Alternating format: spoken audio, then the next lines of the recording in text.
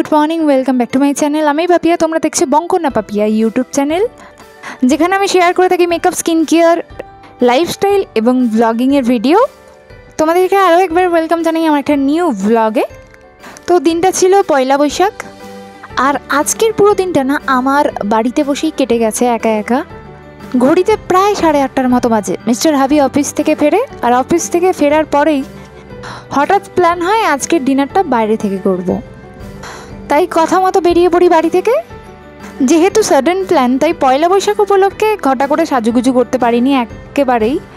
আর কোথায় যাব কি করব সেই সম্পর্কেও কোনো কিছু প্ল্যান হয়নি। ট্রেনে বসে বসে ভাবলাম চলো শ্রীরামপুরেই যাই, কারণ হাতে তো আর অনেক বেশি সময় নেই। বাড়ি থেকে বেরিয়েছি রাত্রি 9টায়। তাই আমরা প্রথমেই চলে আসি শ্রীরামপুর। আর এই রাস্তাটা তোমরা প্রত্যেকেই চেনো, আগেও আমার বহু ব্লগে তোমরা দেখে থাকবে। স্টেশন থেকে নেমেই মার্কেটের দিকে ঢুকতে এই রাস্তাটা, সোজা রাস্তা দিয়ে আসলে ডান দিকে একটা রাস্তা যাচ্ছে, আর বাঁ দিকে রাস্তা বরাবর হাঁটলেই তোমরা পাবে বাজার কলকাতা।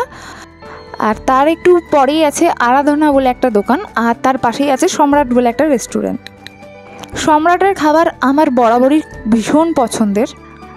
এখানে খাবার কোয়ালিটি ভীষণই ভালো। আর আমরা এখানে এসে জানতে পারি আমাদেরকে প্রায় 1 থেকে 1.5 ঘন্টার মতো লাইনে দাঁড়িয়ে থাকতে হবে, কারণ আমাদের আগে অসংখ্য মানুষের ভিড় ছিল। আগে থেকে নাম এন্ট্রি করাতে হবে, তো সেটা আমরা করাই, কিন্তু 1.5 ঘন্টা দাঁড়িয়ে থাকার মতো সময় ছিল না। তাই আমরা চলে আসি দ্য পার্ক রেস্টুরেন্টে।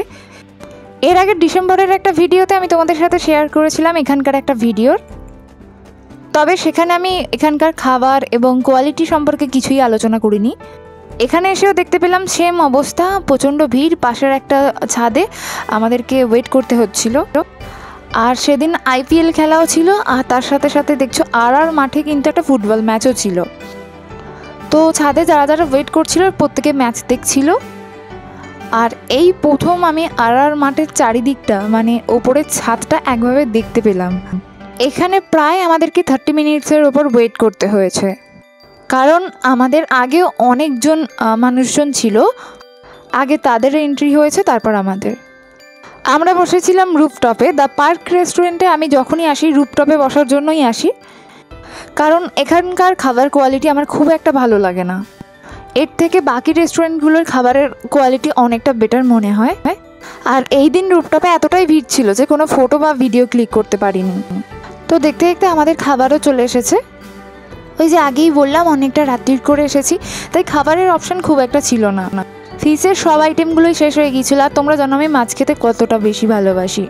আমরা নিয়েছিলাম একটা চিকেন কাবাব, তান্দুরি রুটি, মাটন কষা আর একটা veg fried rice. Dinner complete করি প্রায় 11:30টার বেশি বেজে গেছে, আর আমরা এখন যাচ্ছি স্টেশনের দিকে। তো চলো আজকের ভিডিওটা তাহলে এখানেই এন্ড করছি। তোমরা আমাকে জানিও আমার আজকের ভিডিওটা তোমাদের কেমন লাগলো। ভালো হলে প্লিজ একটু লাইক এবং শেয়ার করে দিও। আর হ্যাঁ, সাবস্ক্রাইব করতে ভুলো না। টাটা।